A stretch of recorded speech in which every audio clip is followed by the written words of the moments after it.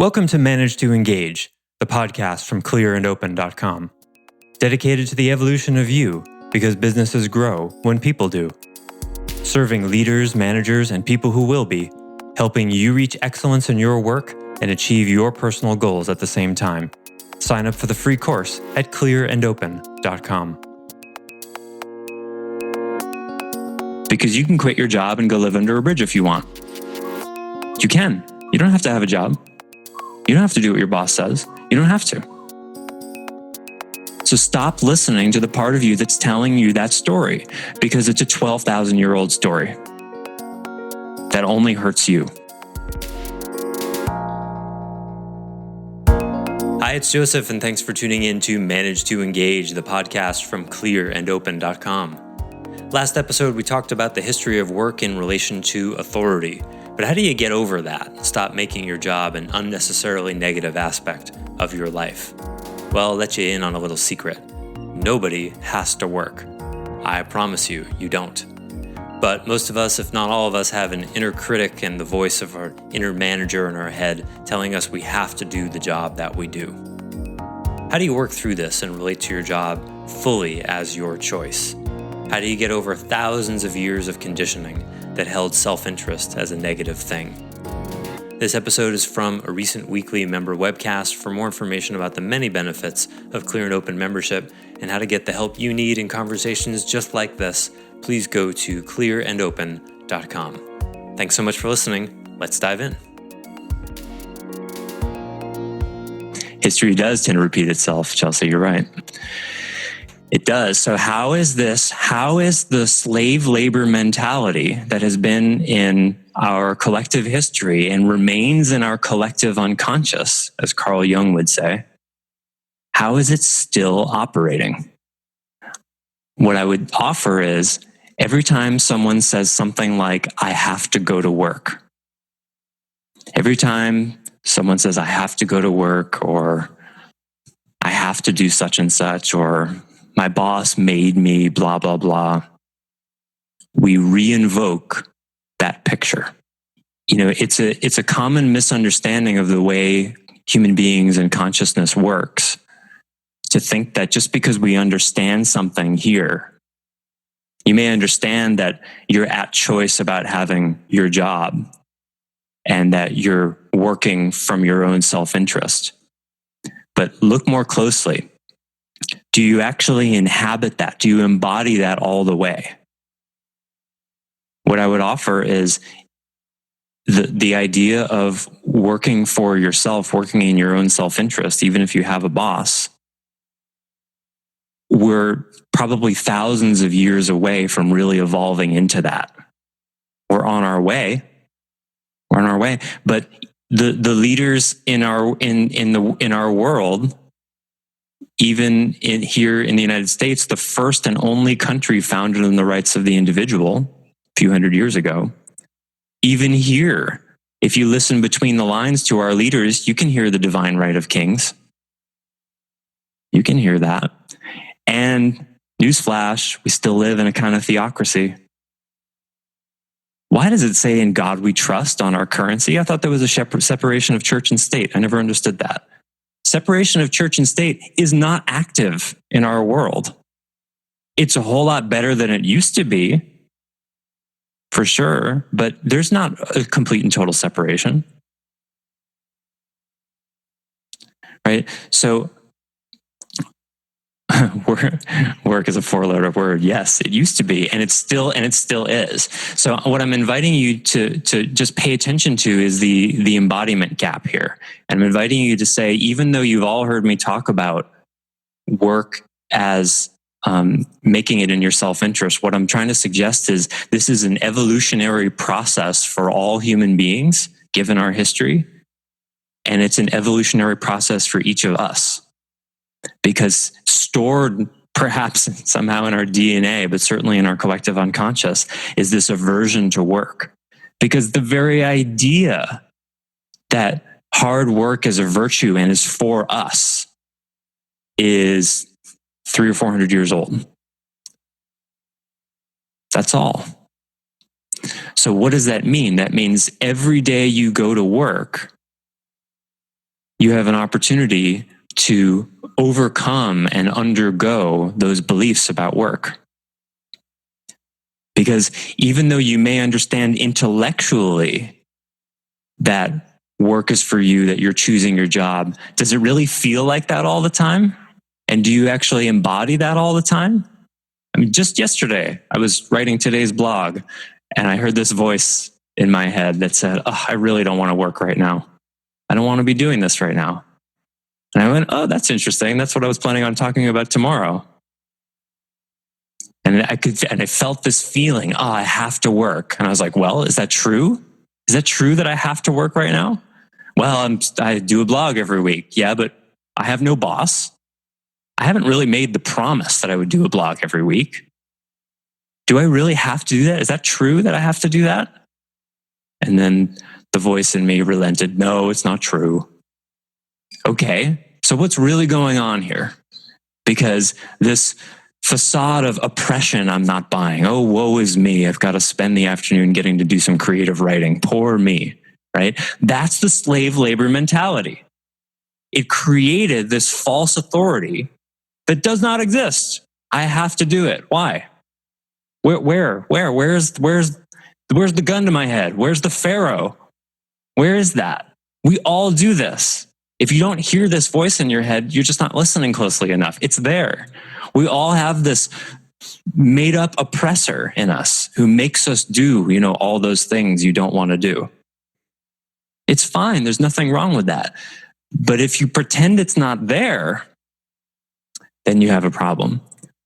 And of course, the less aware you are of it, the more you will put that false oppressor. Where does it go? Where does that false oppressor projection go? It's got to go somewhere. It'll either go with someone like me because I don't have a boss. It might go to my own inner critic and create this inner tension. But if you have a boss, then what happens? That projection goes to your boss. Your feeling, your inner oppressor gets projected onto your boss. Like they're making you do what you have to do. Is that really true? You don't have to do anything your boss tells you. You can quit. Now, you may not want to. You can start your own business. Now, you may not want to. But you're really not a victim in any way, shape, or form.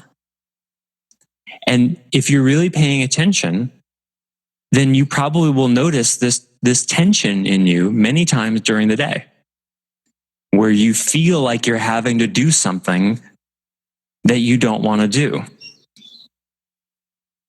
Because this has been going on for almost all of human history. And us, you guys, we are changing this right now. That's what excites me about this. We're changing history. Can you get this? When you start to relate to your job as fully your owned choice, you're changing history. You're saying, I'm not doing this for a pharaoh, a king who's divinely connected in some way. The person's not my slave master. They're a manager, and they can't make me do anything, and I don't have to do this job, but I'm doing it for me. Okay, now I said all of that to get to this.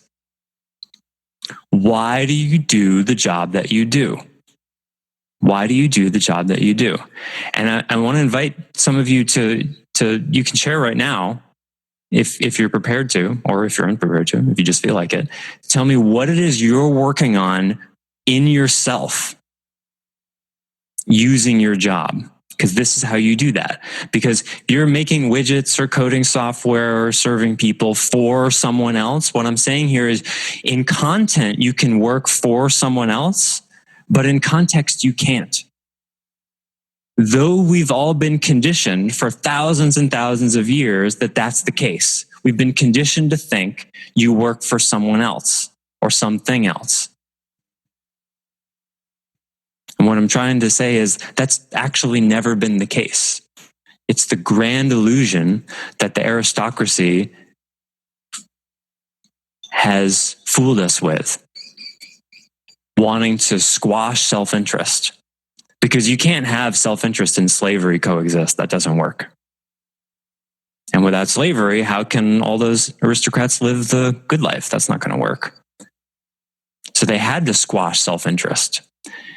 Now we live in a world where self-interest can coexist and co-create, where you never feel like you work for your boss. Wouldn't that be cool? That you wake up every day and go to work going, this day is for me. Now in content, if you have a job, in content, yes, I'm serving the company and I'm doing what my boss wants me to do. But in context, I'm getting what I want. And that's bigger. And I don't even necessarily care about the company's widgets. I mean, I do a little bit. But what matters to me more is me and who I want to become and what I want to be doing one day, if not today. And I'm going to move closer to that. I'm going to be 4% closer when I go to sleep tonight than when I woke up. If you don't do that, you're still in a slave mentality. That's what I offer, because that's the default. If you don't do that, you're still operating as a serf. Because it's so there, working for the man, got to do with, oh, my boss is on my ass again. That's so there. I mean, walk down the street. If you listen closely, you probably, take 10 minutes before you hear someone complaining about their boss or their work or their job sucks and blah, blah, blah. And it could be true, right? It all can be true. But find the bigger truth of how you can use it for you. That's the only solution I know. Maybe there's a better one. I haven't figured it out yet. And so I wanted to bring this up today because I don't think I've been specific or emphatic enough about what this working for your own self-interest thing really means. Because I sense it in the way I hear people talk, and I just sense it. Aida wrote something. It's hard for me to do both things at once, so sometimes there's a lag. To be able to better handle unpredictability in my life. No emotional reaction, just address and move on. Great example. So Aida is saying that every day she goes to work, she has probably a dozen or more opportunities to learn how to better handle unpredictability. And she could do that digging ditches. Right? You're digging a ditch and you hit a rock. Oh no, a rock. My ditch is forever ruined. Oh no, wait, I want to get better at handling unpredictability. Okay, take a breath. I'll just go around it. I'll get a pickaxe, right? That's a great example. Thank you for sharing that.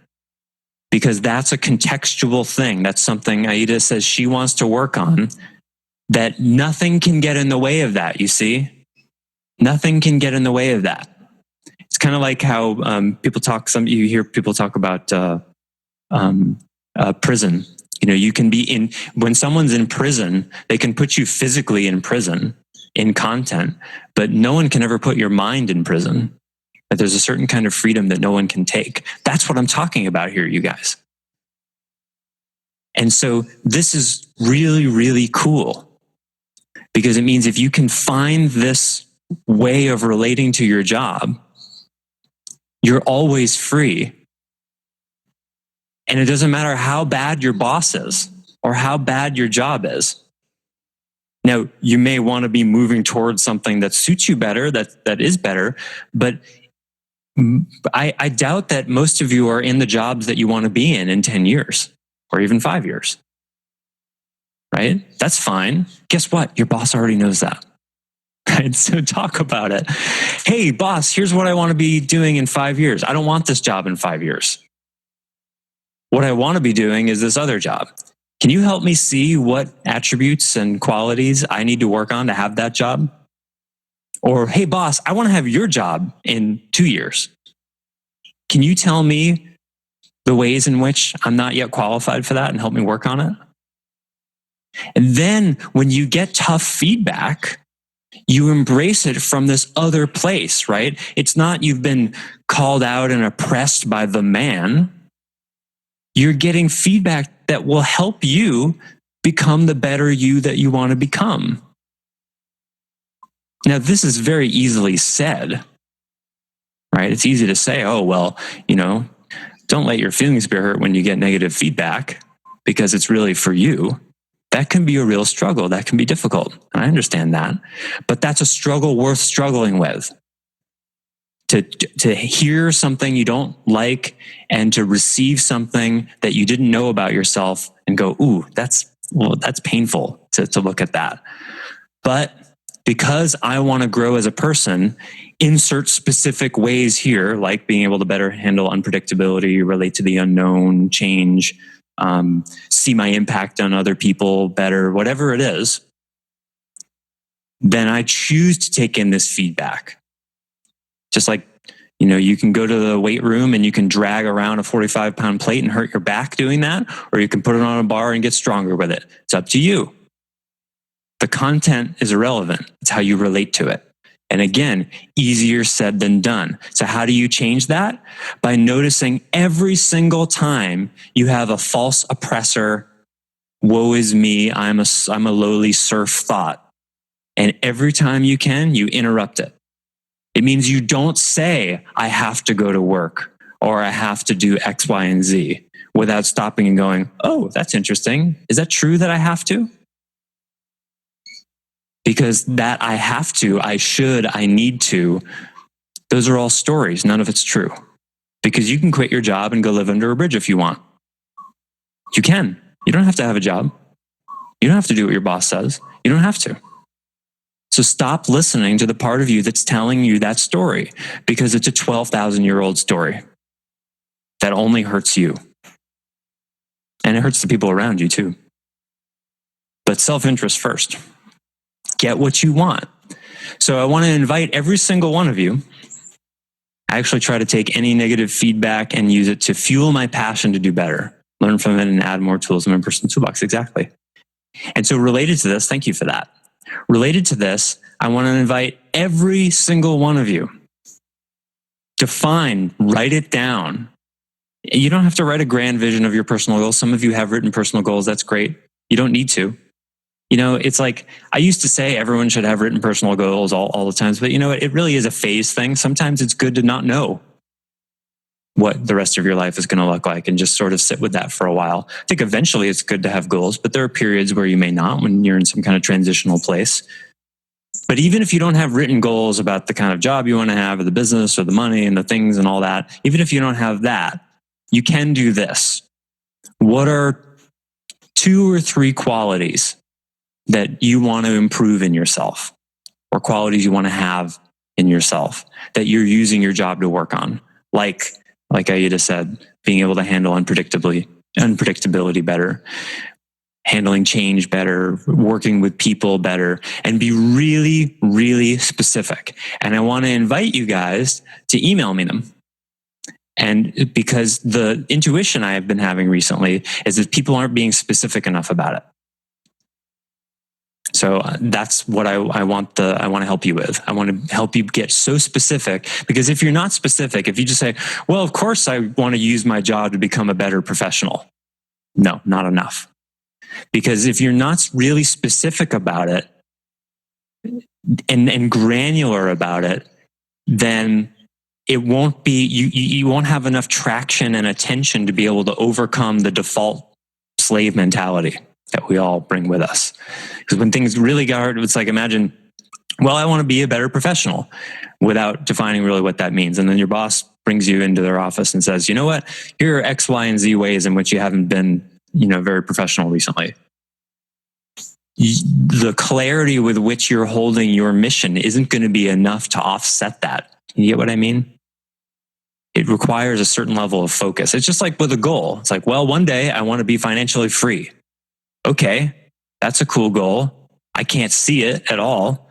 What's your next step to achieving that? I don't know. Right. The reason it's a terrible, I don't want to say it's a terrible goal. It's an undefined goal. It's just a kind of vague intention.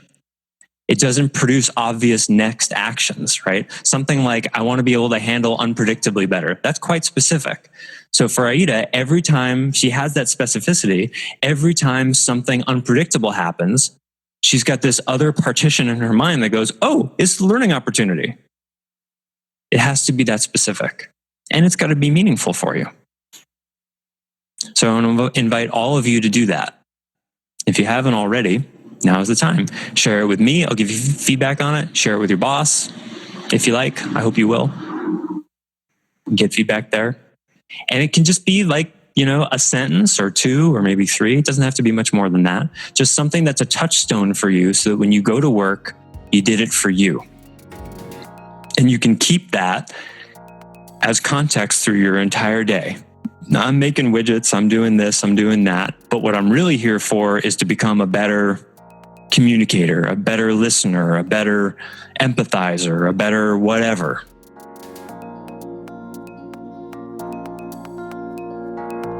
Thanks for listening to Manage to Engage, the Clear and Open podcast.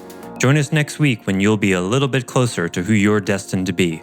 Until then, know that Clear and Open is dedicated to the evolution of you because businesses grow when people do. Be sure to visit clearandopen.com for the latest tools, articles, and free resources to help you on your journey. Thanks for listening, and bye for now.